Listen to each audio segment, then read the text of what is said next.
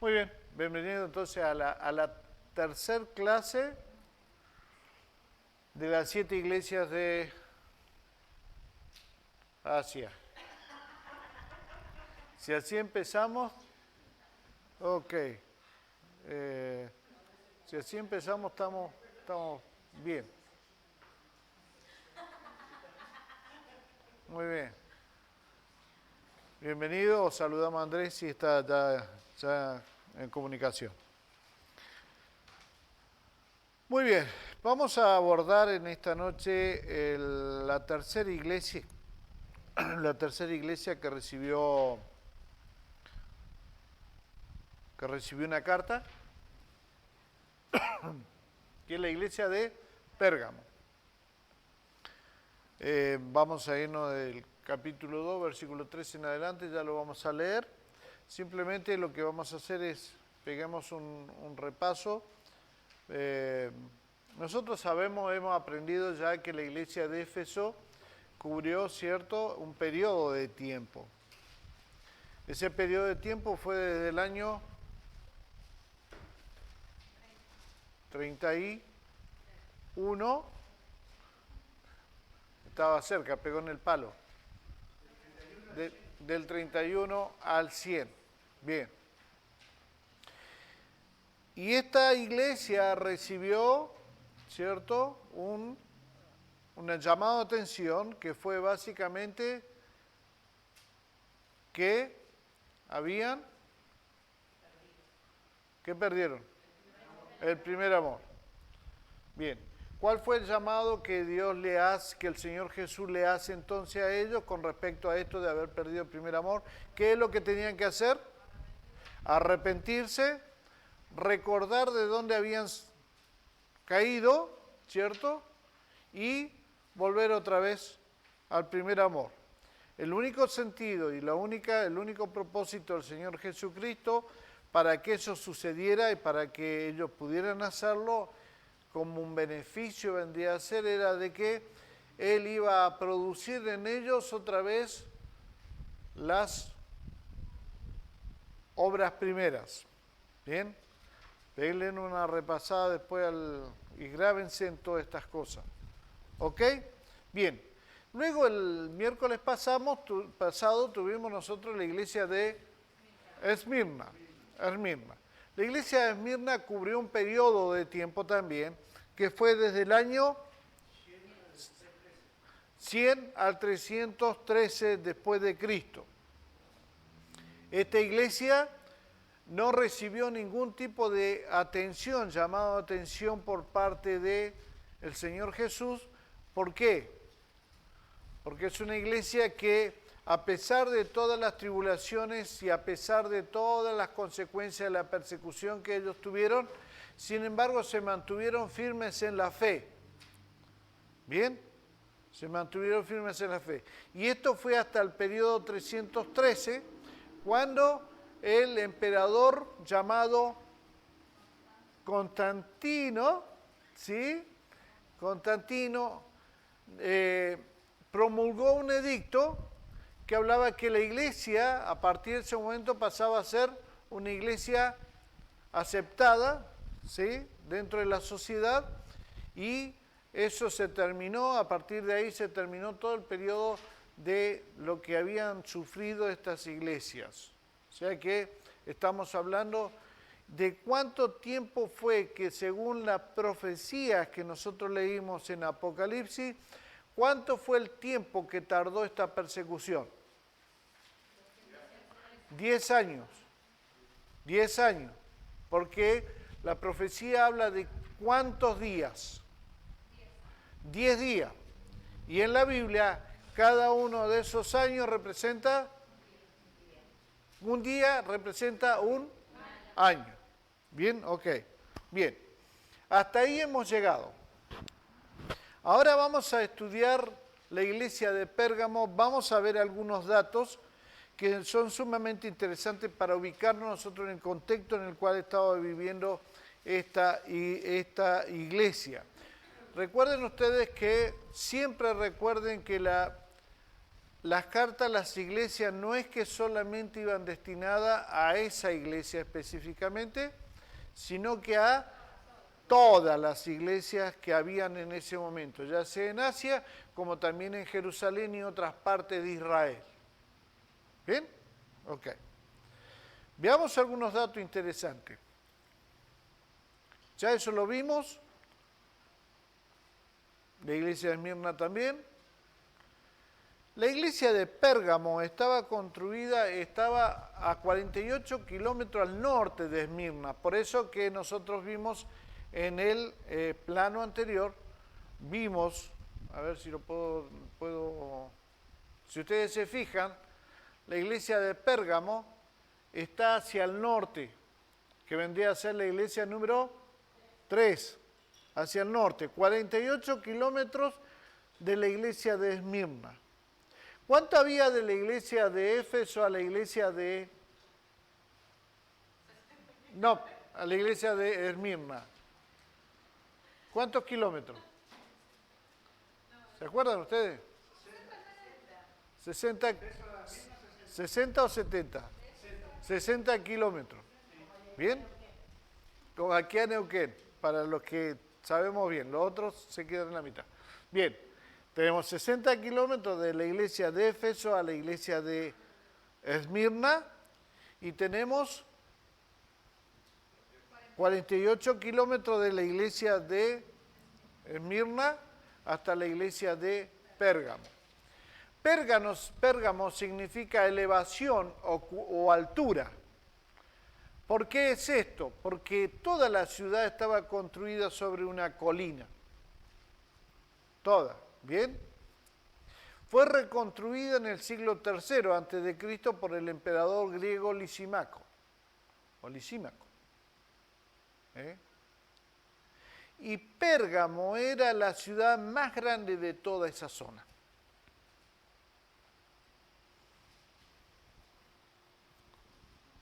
¿Estamos bien, Gustavo? ¿Bien? Perfecto.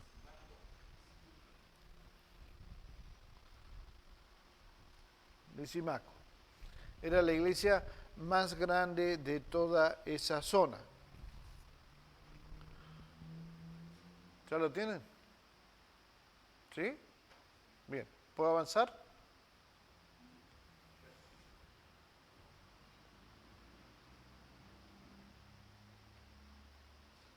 ¿Bien?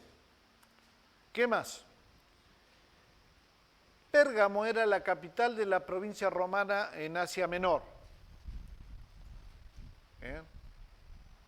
Era la capital de esa provincia. Asia Menor era una provincia.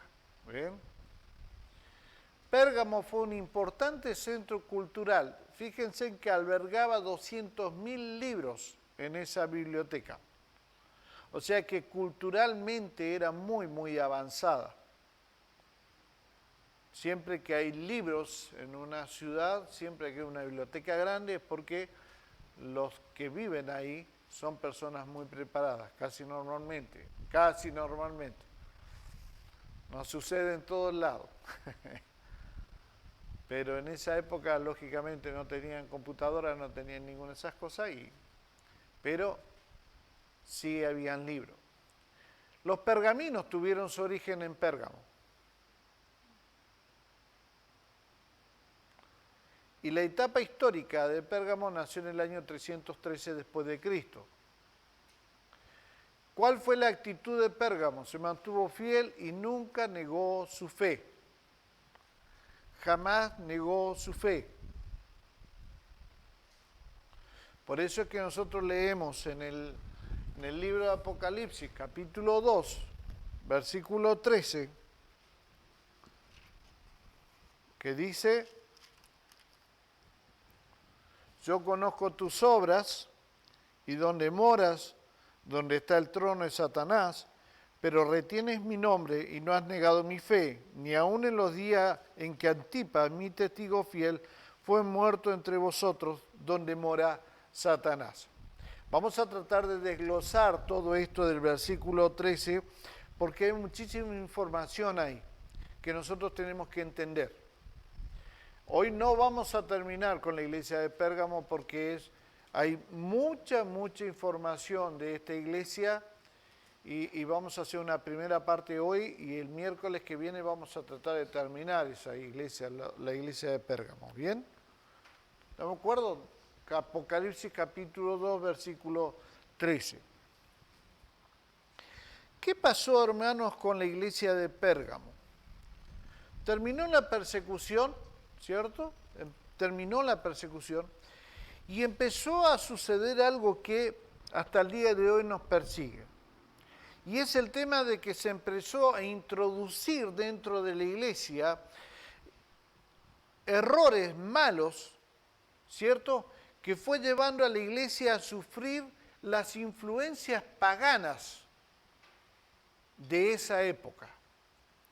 O sea, si bien es cierto, ellos no negaron su fe, sin embargo, empezó la influencia pagana a meterse dentro de la iglesia de Pérgamo. Nosotros vemos que hubieron varias razones. Entonces, ¿por qué Jesucristo no pudo haber escogido mejor iglesia para poder enviarle esta carta como un representante del periodo de la historia de la iglesia cristiana? ¿Recuerdan ustedes que Pérgamo significa? Elevación, altura, ¿cierto? Y en definitiva lo que está representando estos nombres es que representa perfectamente el espíritu, ¿sí?, de aquella época cristiana, en donde ellos estaban llenos de popularidad. La iglesia de Pérgamo estaba llena de popularidad, había una prosperidad que no hubo antes. ¿Recuerdan ustedes cómo eran los hermanos de Esmirna? ¿Cómo eran? ¡Wow! En una semana, imagínense de aquí a 15 días, ¿qué iría a pasar? ¿Recuerdan un pasaje que el Señor Jesús le dijo a la iglesia de Esmirna? Que no eran ricos, eran pobres ellos en lo que es finanzas, en lo que es dinero, pero eran ricos en el área espiritual. Pero en definitiva la iglesia de Esmirna era pobre. Todos nuestros hermanos que sufrieron la persecución eran hermanos pobres, económicamente hablando.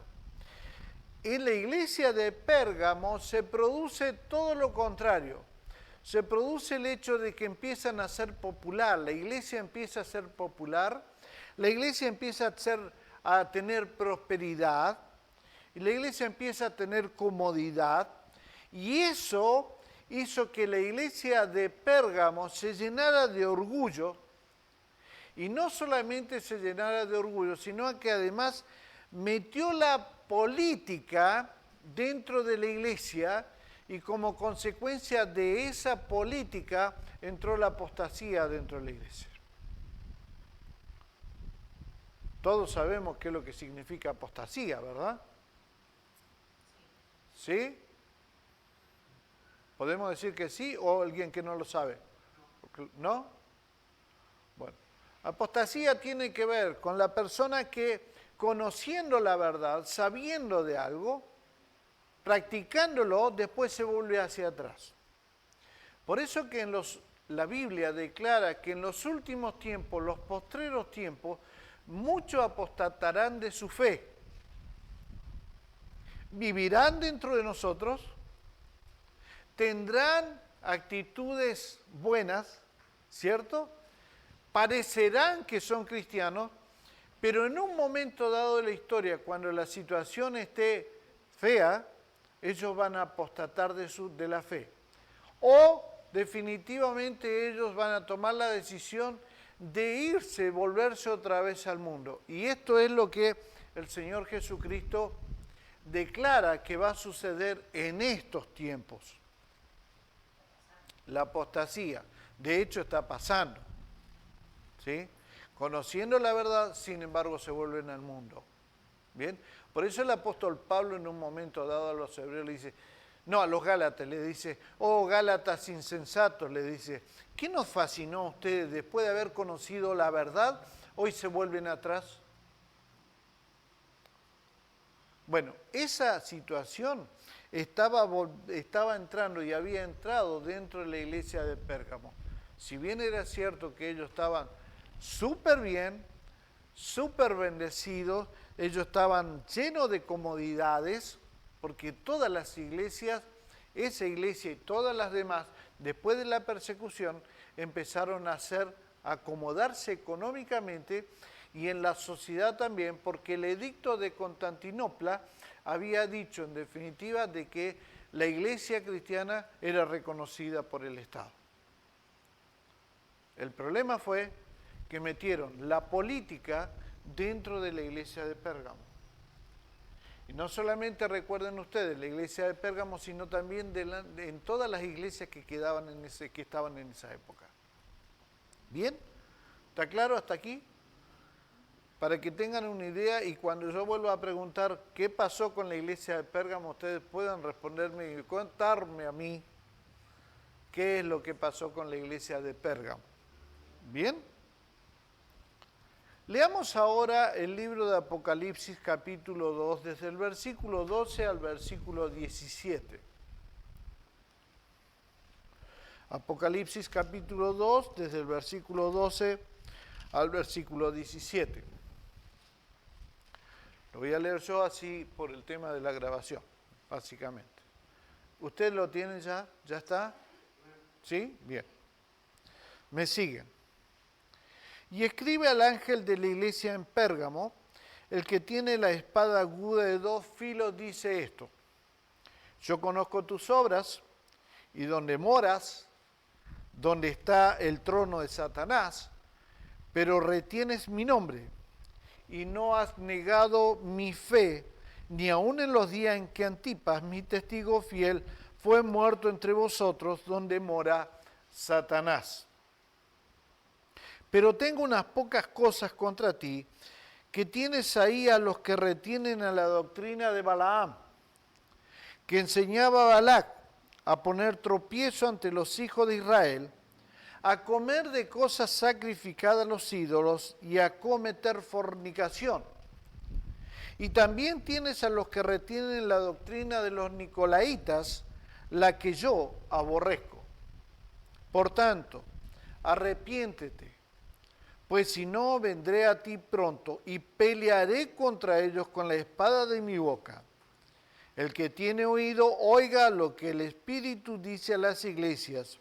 Al que venciere daré a comer del maná escondido, y le daré una piedrecita blanca, y en la piedrecita escrito un nombre nuevo, el cual ninguno conoce, sino aquel que lo recibe.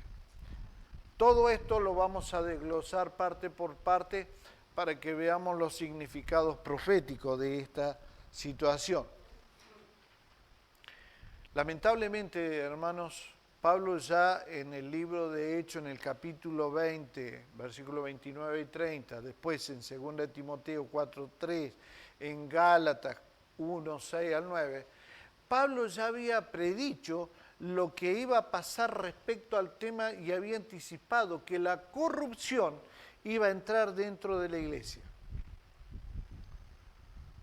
Ustedes nunca se deben olvidar, por favor, de que hasta el año 500, cuando viene la gran reforma, que es la reforma de Martín Lutero, hasta ese año, no habían 2, 3, 4, 5, 20, 100 millones de denominaciones o iglesias.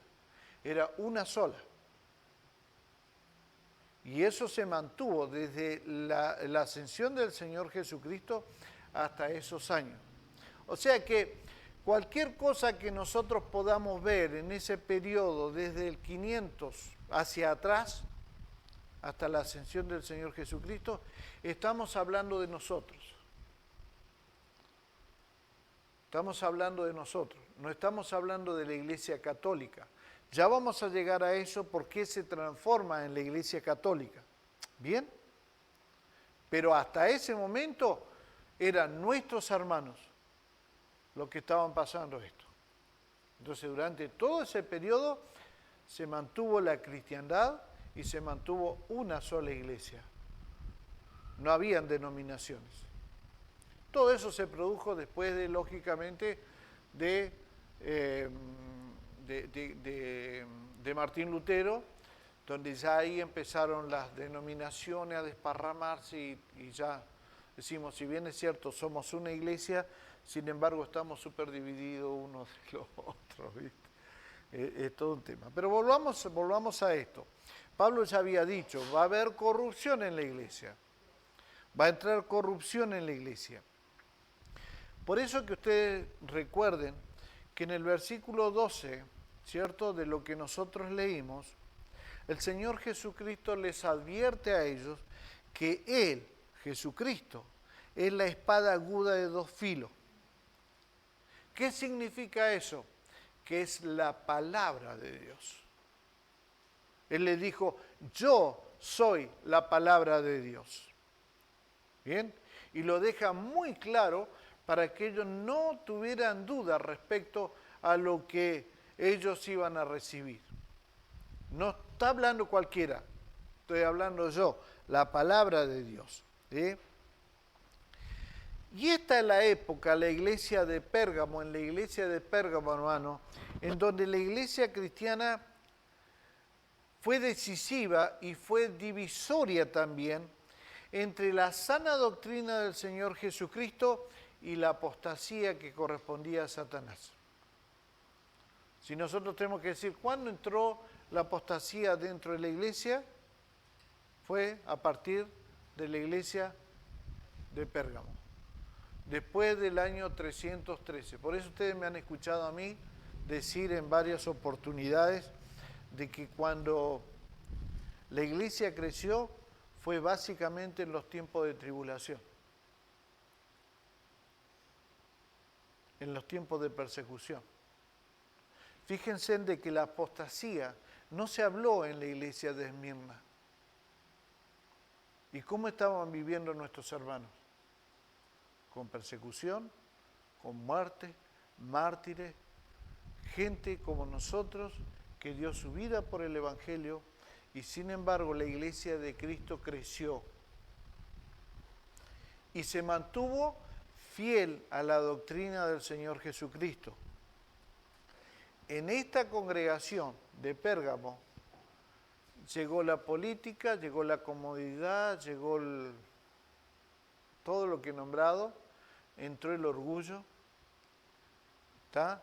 Y entró lógicamente esto que nosotros estamos hablando, la apostasía.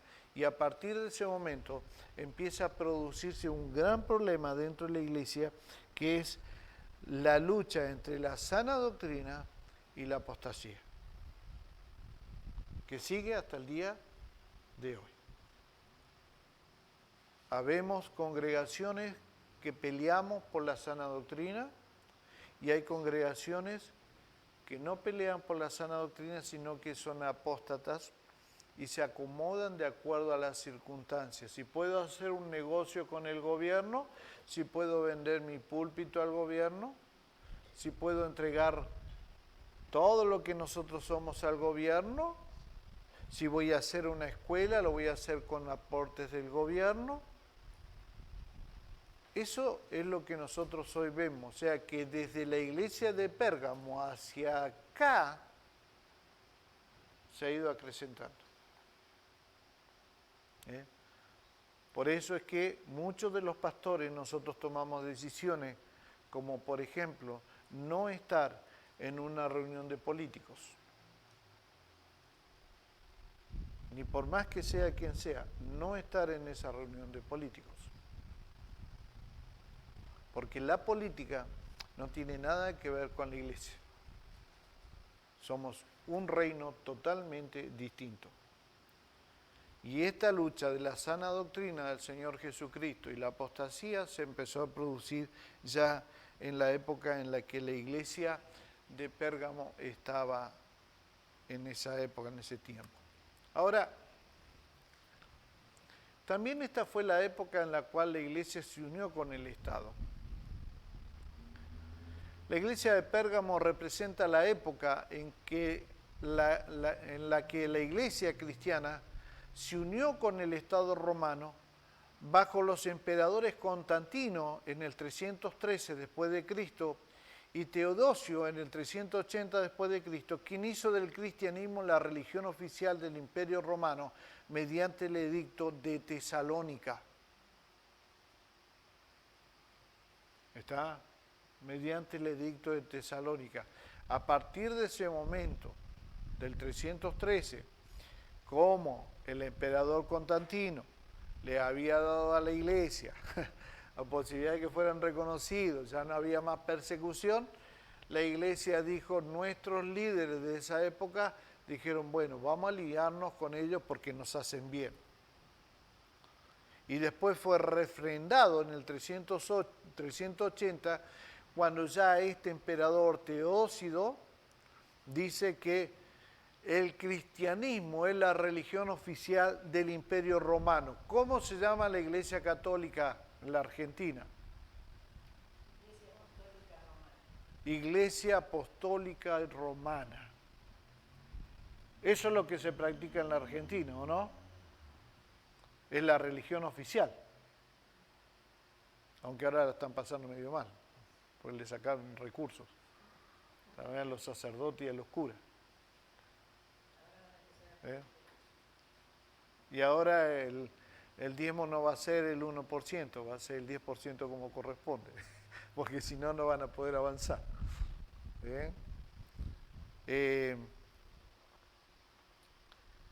Eso en definitiva lo que representa y la época en la cual se unió al Estado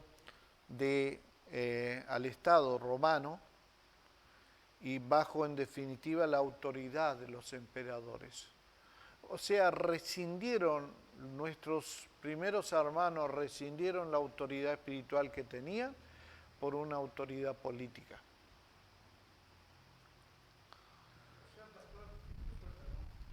Eso es lo que dura esta iglesia, la de Pérgamo.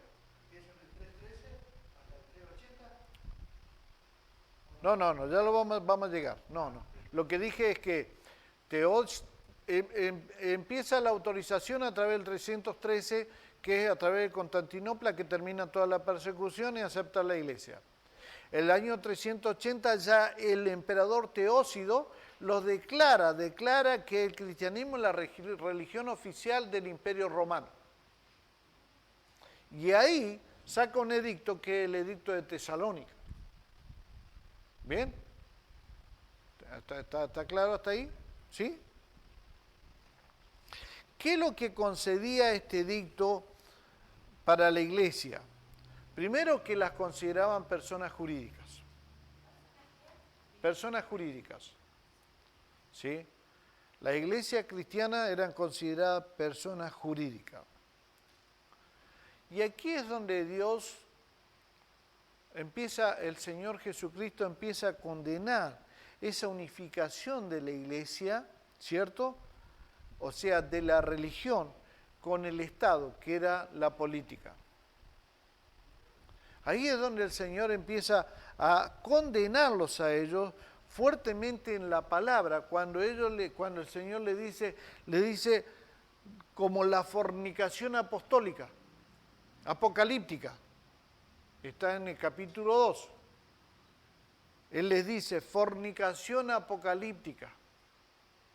Así trata el Señor Jesucristo esta situación que Él condena en definitiva. Por eso que dice, en la Biblia se habla de la mujer, en el Apocalipsis ustedes van a ver que habla de la mujer. Y cuando habla de la mujer en definitiva está hablando de la iglesia.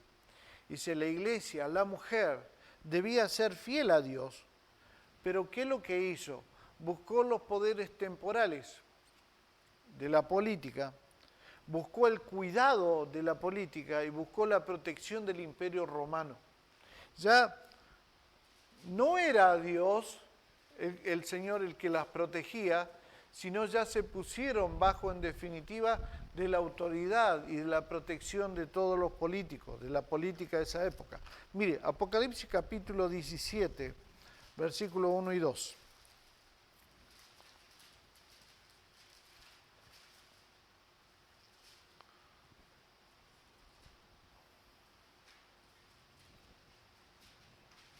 Vino entonces uno de los 7 ángeles que tenían las 7 copas y habló conmigo diciéndome, ven acá y te mostraré la sentencia contra la gran ramera, la que está sentada sobre muchas aguas, con la cual han fornicado los reyes de la tierra, y los moradores de la tierra se han embriagado con el vino de su fornicación.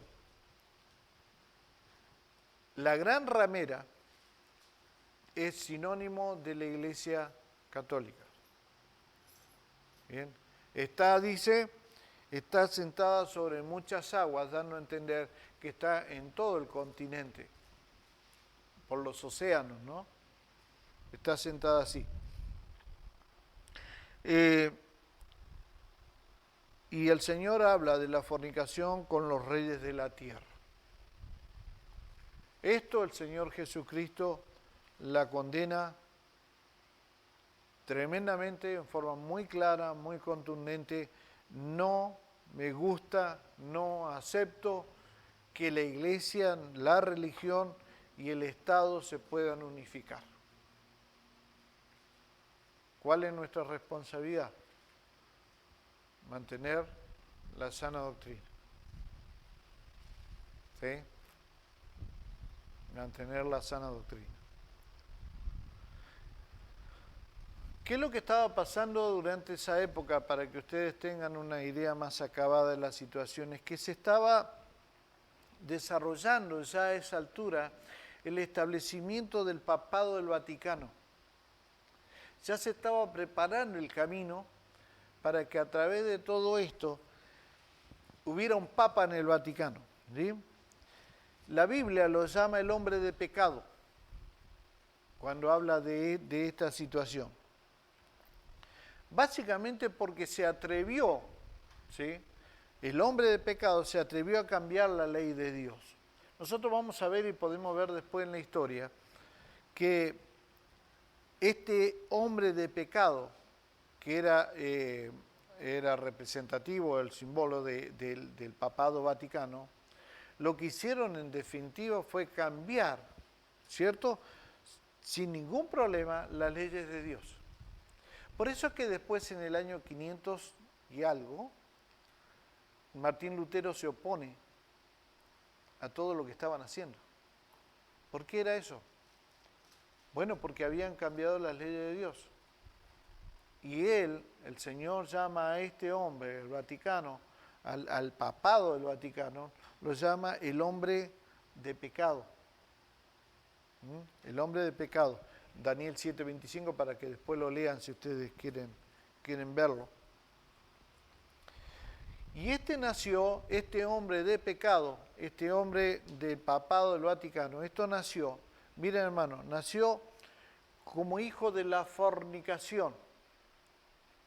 ¿Sí? ¿Cuál fue la fornicación? Lo hemos estado viendo hasta este momento. ¿Cuál fue la fornicación en la cual entraron la iglesia de Pérgamo? ¿La política? Bien, la política y la religión. ¿Bien? La política y la religión, la iglesia y el Estado. Como consecuencia de esta unificación, nace el hijo de fornicación, que se llama en este momento el Papa del Vaticano.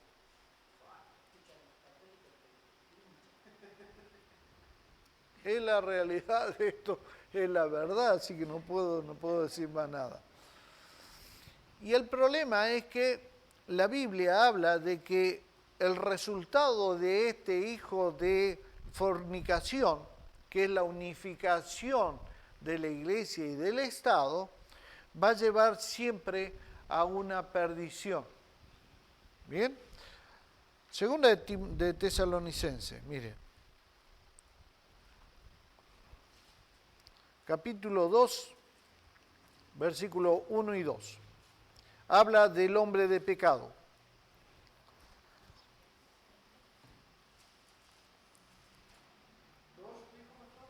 Segunda de Tesalonicenses, capítulo 2, del 1 al 2.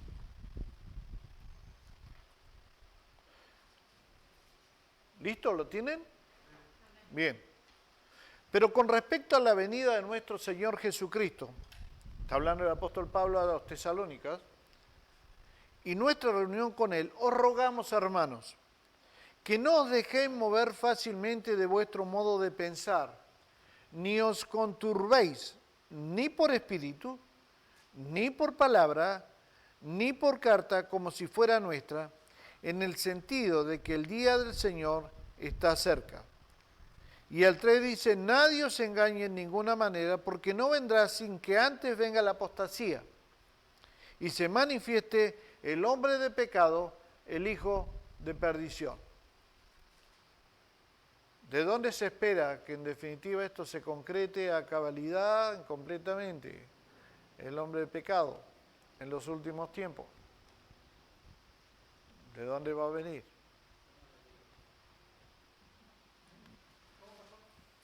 ¿De dónde va a venir el hombre de pecado en los últimos tiempos? Claro, estaba hablando de primero dijiste que ahora el hombre del pecado a partir de ser arrojado. Sí. Perdón, no te escuché por el... Te referís al papado. Al papado. Ahora está hablando de los últimos tiempos. También, porque proféticamente también se tiene que levantar desde ahí. ¿Se entiende? Lo van a avalar. Lo van a avalar completamente. Abro... En la parte 4 que dice que está sentado como Dios, en el templo de Dios como Dios. Ajá. Entonces pasa por el abajo. Abro paréntesis. Estamos viviendo en esta época la apertura del cuarto sello, según el libro de Apocalipsis. La apertura del cuarto sello, que va a terminar ahora en el mes de junio, más o menos de este año. Y se va a abrir ya el quinto sello. Y es interesante que nosotros podamos meternos en estas cosas. ¿Por qué? Porque nos dan a nosotros una visión más acabada y completa de qué época estamos viviendo y cómo se está acrecentando la posibilidad del regreso de nuestro Señor Jesucristo. El quinto sello se va a abrir en el mes de junio y va a terminar en junio del año 2025. ¿Y cuántos sellos son? ¿Ustedes saben cuántos sellos son? 7 sellos. El quinto se abre, pero después viene el sexto y después viene el séptimo. Los sellos son, si ustedes van al libro de Apocalipsis, siempre el Señor destinó y dijo las cosas que iban a suceder y para marcarlos, para marcar las épocas, las temporadas, fue dando indicios como por ejemplo los sellos. ¿Bien? Los sellos fueron dándose de la misma manera que aquí en la iglesia, que en las 7 cartas, ¿cierto? Que cada carta, cada iglesia cubría un periodo de tiempo, los sellos son exactamente lo mismo. Y en esos sellos, si ustedes leen después, tómense un tiempo, lean lo que sucede en el cuarto sello, pero después lean lo que va a suceder en el quinto, en el sexto, en el séptimo. Y se van a dar cuenta por qué están pasando las cosas que están pasando. Apocalipsis. Apocalipsis. Siempre yo creo que en el primer estudio creo que hablé algo respecto al número 7. ¿Cierto? Al número 7. 7 trompetas, 7 sellos, 7 ángeles. Los sellos. Las trompetas. Exacto. Exacto. Los 7. Todos son simbolismo.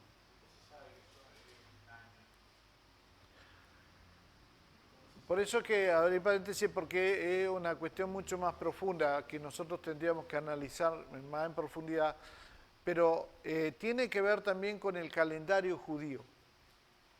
Por eso nosotros los cristianos latinos, el otro día estaba escuchando un rabino que está convertido al cristianismo.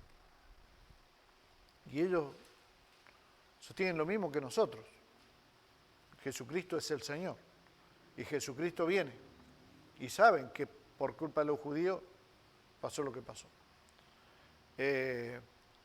Y alguien del grupo de los hombres a nivel de Córdoba, de todo el país, dijo algo con respecto a que no hay que tomarlo mucho en cuenta porque esto que lo otro. Digo, no, momento, espere. Si hay alguien que conoce la historia, son los judíos. Si hay alguien que sabe sobre la dispensación de los tiempos mucho más que nosotros, son los judíos, porque entienden la cultura, entienden la historia, y porque en definitiva ellos están más empapados, ellos están desde que nacieron prácticamente en todo esto. Entonces hay que tener cuidado y hay que tener en definitiva los ojos muy abiertos para ver qué es lo que está pasando respecto al tema de todo esto que estamos hablando. Se me fue también.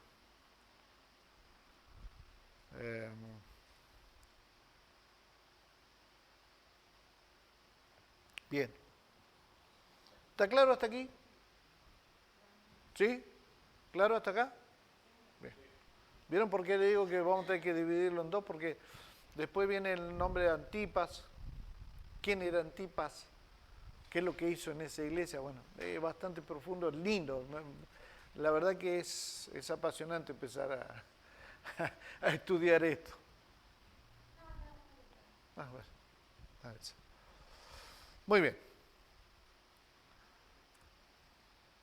La época en la cual la iglesia se estableció junto al trono de Satanás. ¿Vieron que el versículo 13 lo que dice? ¿Bien? En la tercera y cuarta iglesia nosotros vamos a encontrar la tan famosa transición de Roma pagana e imperial, en Pérgamo, ¿cierto? Que mezcló el cristianismo con el paganismo a una Roma cristiana, papal. Ya lo vamos a ver en la iglesia de Tiatira, más específicamente, ¿está bien?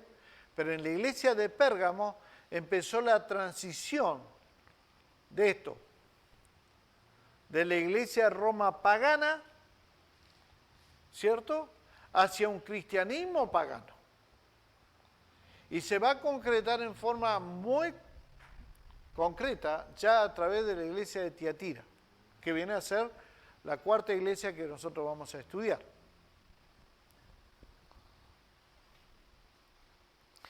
¿Qué es lo que dijo el Señor a Pérgamo? Yo conozco tus obras y donde moras, donde está el trono de Satanás. Versículo 13, donde está el trono de Satanás. Ustedes sabían, hermanos, de que Satanás tiene un trono aquí en la tierra, del cual él gobierna. Él está sentado en un trono, ¿cierto? ¿Y qué es el trono que él tiene? Mire, Apocalipsis capítulo 12, versículo 9.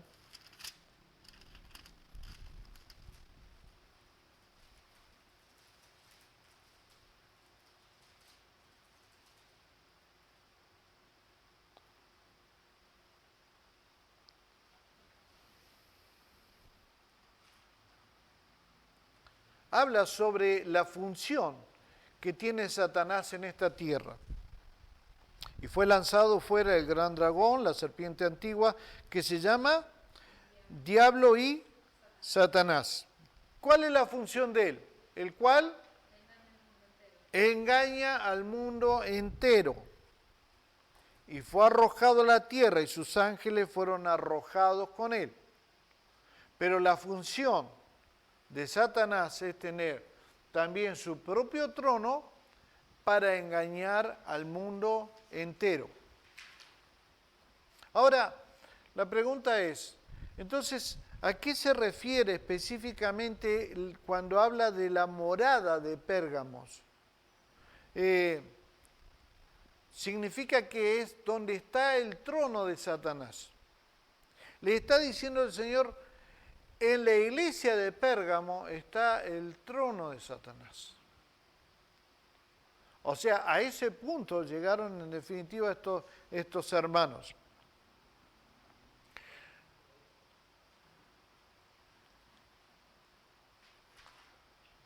Había un rey, efímero lógicamente, Atalo III, que le heredó, miren, escuchen bien, le heredó al pueblo romano el reino de Pérgamo. O sea, se lo traspasó, ¿cierto? Como un regalo. Como que viene alguien y dice, la intendente le dice a, no sé a quién, bueno, al DH, te regalo la ciudad de General Roca. En ese caso los romanos. Te regalo una ciudad completa. Y lo que hizo este hombre, se lo dio al pueblo romano y le dijo, esta es tu ciudad.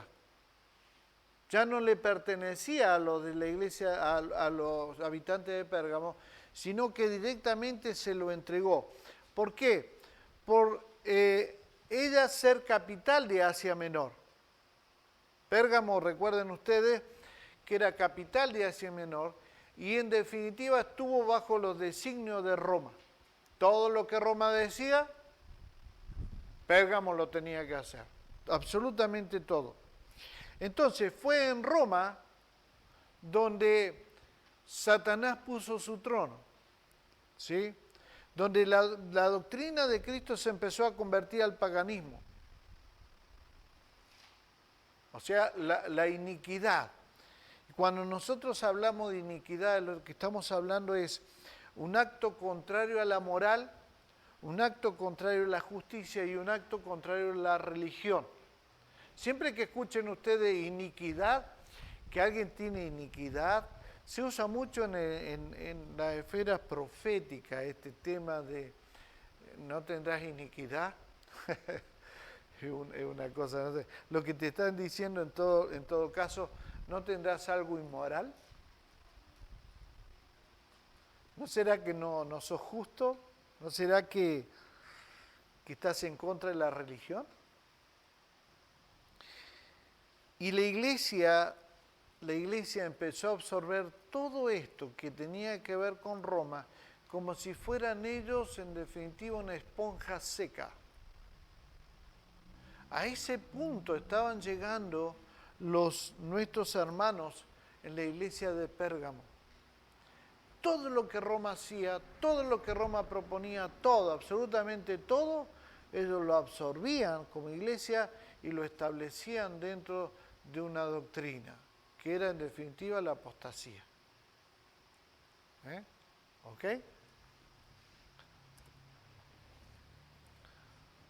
Ahora, hablemos de la época en la cual la iglesia asimiló al paganismo y la veneración de personas.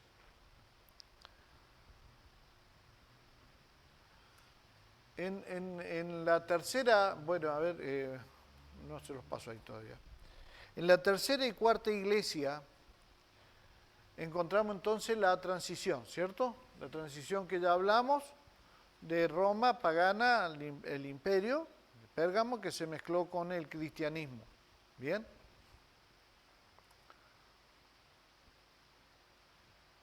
Pérgamo era una ciudad pagana llena de idolatría. Había templos, ¿sí?, dedicados a rendir culto a diferentes dioses. Y ahí se construyó el primer templo en honor al emperador Augusto. Se construyó otro para el emperador Trajano y se construyó otro al emperador Severo. ¿Qué es lo que pasaba en Pérgamo? Se hacían cultos a ellos como si fueran divinidades. O sea, el trono de Satanás se estableció en Pérgamo. ¿Okay? A ese punto llegaron ellos. Era una ciudad pagana, completamente pagana.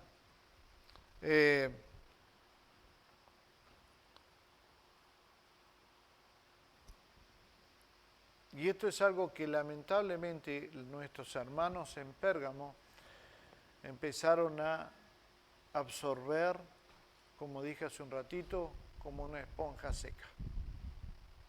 Absorbieron todas estas cosas. ¿Por qué? Y porque estaban ligados al gobierno. Estaban ligados al Imperio Romano. Ya vamos a ver en algún momento que bueno, que no es que todos fueron igual de la misma manera, pero hubieron personas, que ya lo vamos a ver también, en donde lucharon a favor de la doctrina de Cristo y llegaron a luchar tanto que tuvieron que dar sus vidas, y ahí se produjo el mayor tiempo de mártires de la fe que hayamos conocido. ¿Por qué? Porque mientras tanto que la iglesia había idolatría, mientras tanto que la iglesia absorbía todo lo del Imperio Romano, habían hermanos que se negaron a eso y empezaron a luchar en contra de eso a través de la doctrina real del Señor Jesucristo, y eso les costó a ellos la vida. Les costó la vida, lisa y llanamente.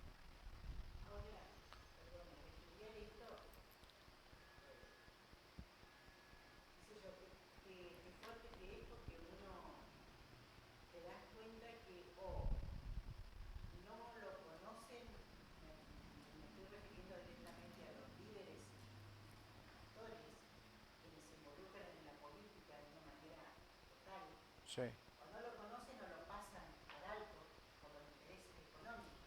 Claro. Qué fuerte que es para uno terminar de darse cuenta más allá de lo que uno ve, ¿no? De las conclusiones que uno saca. Qué fuerte. Por supuesto. Estamos hablando de personas directamente no íntegras.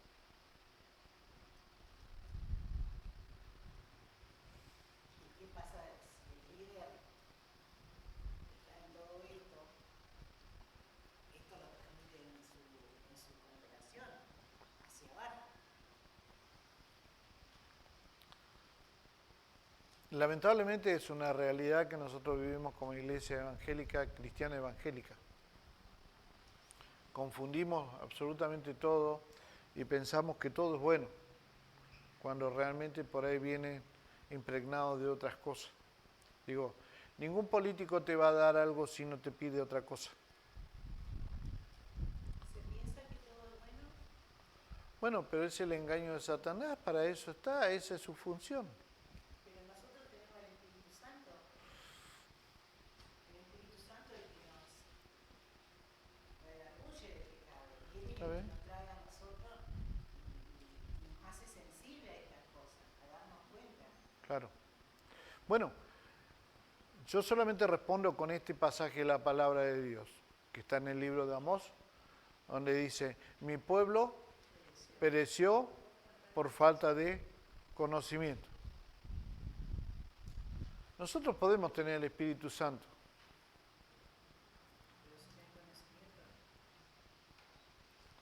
Si no conocemos en realidad en dónde nos puede ayudar el Espíritu Santo.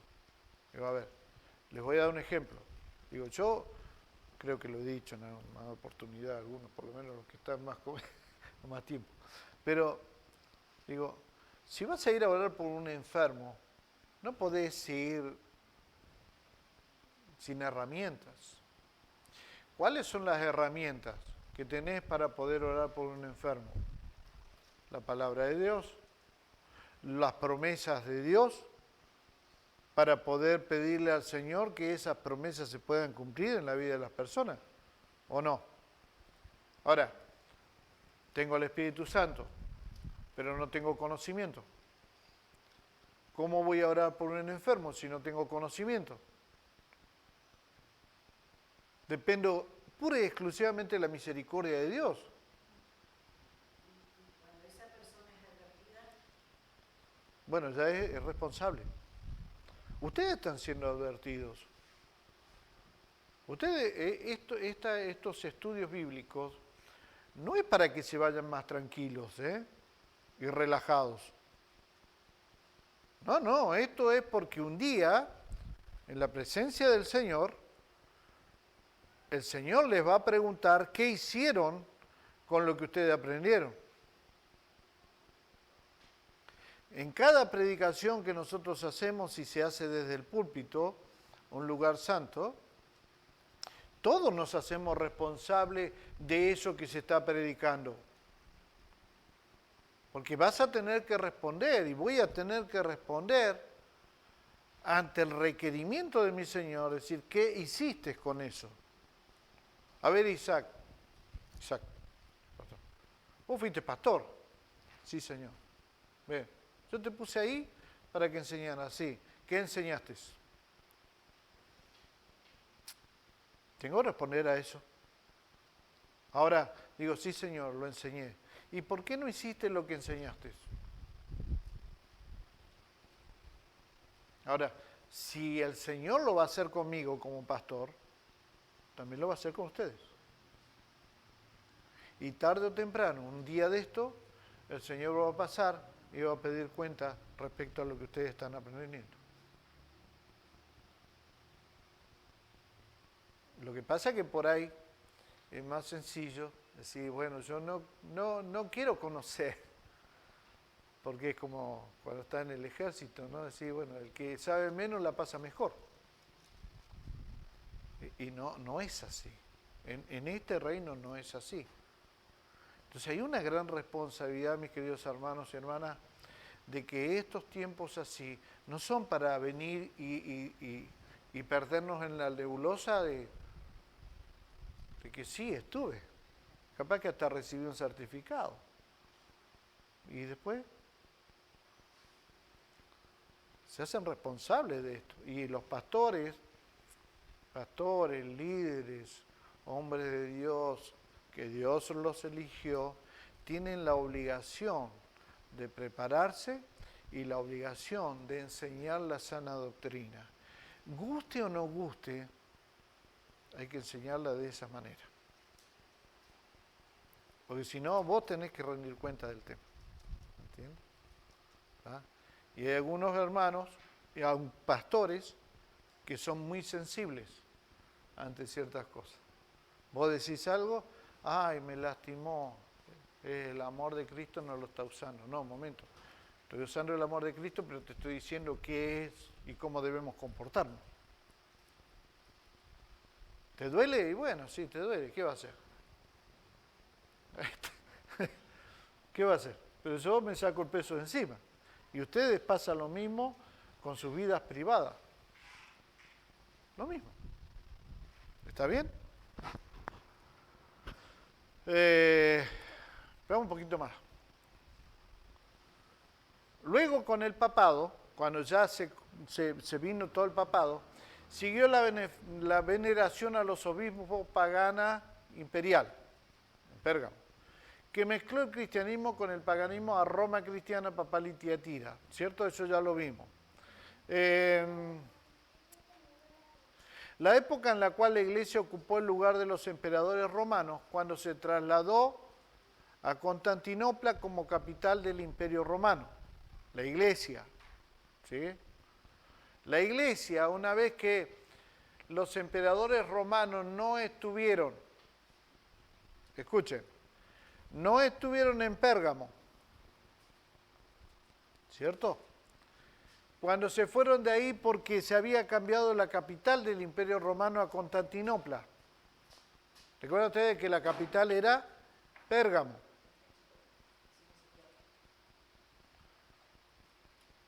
¿Alguno de ustedes puede cantar acá para ponerse a cantar mientras que venga? ¿Tuvo que qué?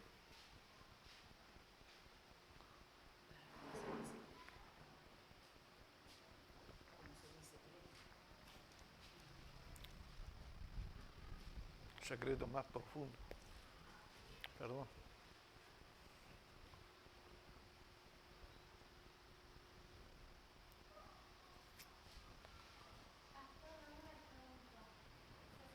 Dígame.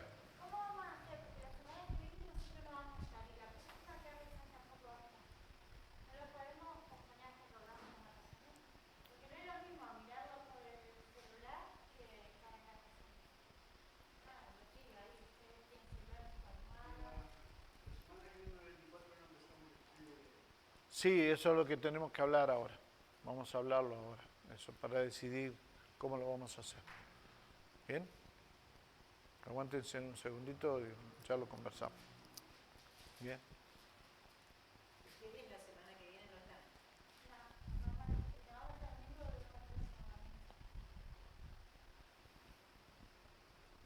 Ya lo conversamos, le planteo yo las situaciones que van a darse.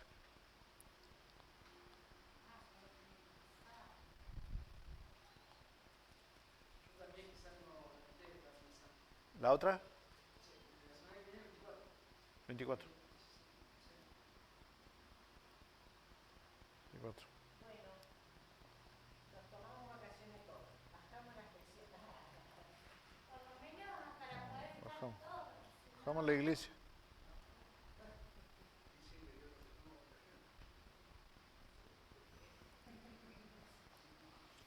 Pero más que nada porque si no vamos a, bueno, Sí. es lo mismo estar 2, 3 que están todos juntos. Ah, no sé. Nosotros no le Bueno, vamos a seguir porque si no se nos va la hora y quiero terminar con esta primera parte. Entonces, lo que nosotros tenemos que ver es que cuando se eligieron los papas en esa época, ¿cierto? El Imperio Romano se trasladó todos sus emperadores a Constantinopla, porque ya dejó de ser Pérgamo la capital y se trasladó a Constantinopla. ¿Bien? ¿Ok? Ahí se fueron todos los emperadores. ¿Qué es lo que hizo la iglesia a través del papado? Ocupó el lugar de los emperadores. Ocupó el lugar de los emperadores. ¿Por qué? Porque había una relación ahí que estaba...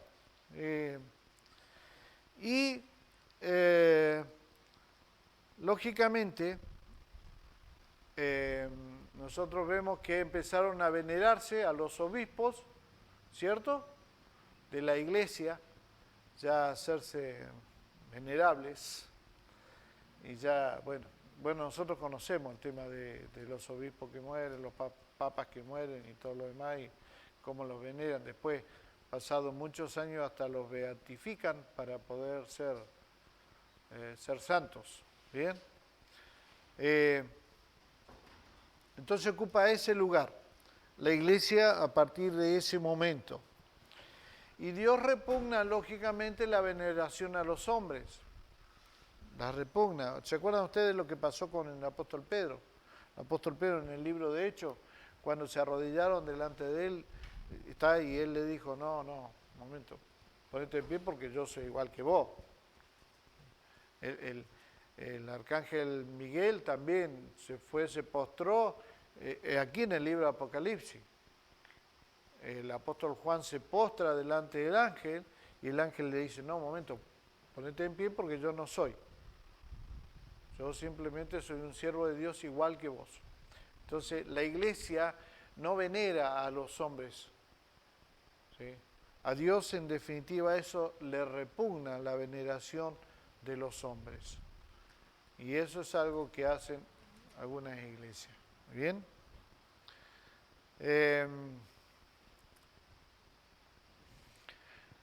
Hubo una época en la cual en la iglesia de Pérgamo que se asimiló la adoración al sol. Constantino en el año 321, recuerdan que Constantino fue el que promulgó el edicto para autorización, ¿cierto? Emitió una ley de descanso durante el día del sol. Todos los habitantes debían cesar de trabajar en el dies solis, así le llamaron. ¿Bien? Y 62 años después, el emperador romano Teósido cambió el nombre de dies solis, día del sol, por dies dominicus, día del Señor. ¿Cuál es el día del Señor? Para los cristianos de la nueva cosa es el día del Señor el domingo, ¿cierto? Para el antiguo pacto era el día sábado. Bien. Bueno, este hombre cambió eso y declaró que era el día del Señor. O sea, fíjense en cómo ellos fueron haciendo cambios, en definitiva, ¿sí?, dentro de la iglesia de Cristo también. En el 320 después de Cristo se empezó a usar velas de cera, venerando a los ángeles y santos muertos, y en el 375 después de Cristo el uso de imágenes. Ustedes decían, ¿cuándo empezaron las imágenes a aparecer en la iglesia? ¿Recuerdan ustedes? Una sola iglesia, no 2, ni 3, ni 20, ni 100. Una iglesia, la iglesia cristiana. Bien, a partir del 375 se empezó a venerar las imágenes. Bien, en el 394 después de Cristo comenzó la misa como un rito de sacrificio diario, que en definitiva eso significa misa. Yo no entiendo por qué hacen una misa nada más que el día domingo, si significa que es un rito de sacrificio diario. ¿Por qué no hacen misa todos los días? No, bueno, por acomodo. Bien. En el 431 después de Cristo, en el concilio de Éfeso, comenzó a exaltarse a María como Madre de Dios. Ahí está la respuesta tuya de la que hiciste el otro día. Recordate, 435 después de Cristo. En el 500 después de Cristo se comenzó a usar vestiduras para los sacerdotes o para los curas. O sea, pueden cambiarnos las cosas, ¿eh? Lo que nosotros conocemos hoy en definitiva. Y ahí entró en vigencia el mitraísmo. Mitraísmo es el tema del día 10. Mitraísmo es, en definitiva, son 7 niveles que solamente lo hacen algunos nada más, no todos. Son 7 niveles de iniciación. Y estos 7 niveles de iniciación tienen que ver con los planetas. Fíjense hasta dónde llegó la iglesia cristiana. No hablo iglesia evangélica, hablo iglesia cristiana. Empezó a relacionar incluso los días con los planetas, ¿sí? Luna, Mercurio, Venus, Sol, Marte, Júpiter y Saturno. Y cada uno de esos días tenía un atributo. Cada uno de esos días. Yo no voy a entrar en esto porque la verdad es que es bastante largo, pero en el 7º día se declaró, era el día Pater. El día Pater significa padre, ¿sí? Y recuerdan a los obispos cristianos. Por eso no entiendo hoy algunas denominaciones que le dicen al pastor papá, o daddy en inglés. Es mi papá. Otro día estábamos en un lugar y vino alguien y me dice, mi papá me dice que quedé más desorientado que Adán en el Día de la Madre, porque digo, ¿a quién se refiere? ¿Quién es el papá de este hombre? Cristiano. Pero tienen la costumbre de decir padre, papá. Él es mi papá. O sea que usted a partir de hoy, usted me dice papá. Eso. No, vaya a trabajar, mi hija. Entonces, bueno, todas estas cosas empezaron a pasar en la iglesia de Pérgamo. Estoy pasando rápidamente. ¿Qué más? La iglesia del cristianismo absorbió muchas costumbres paganas, lo dije, como una verdadera esponja, ¿sí? Bueno, como una verdadera esponja, ¿eh? Todo lo que yo les nombré, que empezaron a pasar, todo lo que hicieron, bueno, todo eso se metió dentro de la iglesia cristiana, ¿eh? Y la iglesia cristiana, entiendan por favor, ya estaba con el tema del papado, eliminó en esa época, ¿cierto?, a tribus arrianas. Tribus arrianas significan las tribus que se iban en contra de todo lo que era el tema del Vaticano. Y ahí nosotros podemos ver varias tribus que fueron eliminadas de la faz de la tierra, todo. ¿Por qué? Porque se iban en contra de todo lo que se estaba establecido como la Iglesia y como el Vaticano. Hubieron hombres que dieron la vida por eso. y mujeres también. ¿Ven? Y ellos se encargaron de eliminar a toda esa gente. No pudieron. Por supuesto que no pudieron. Con todos no. Creyeron, pero no todos. Porque Dios siempre prepara ese pequeño remanente para poder luchar en contra de las cosas que son del paganismo. ¿Está bien? ¿Ok? ¿Sí? Bien. Cuando nos volvamos a juntar, vamos a avanzar sobre ciertos aspectos, como por ejemplo, ¿quién era Antipas? Bien interesante ese tema. Y bueno, conocer un poquito más la iglesia de Pérgamo. ¿Amén? ¿Pregunta? ¿No? ¿Está todo? ¿Se entiende?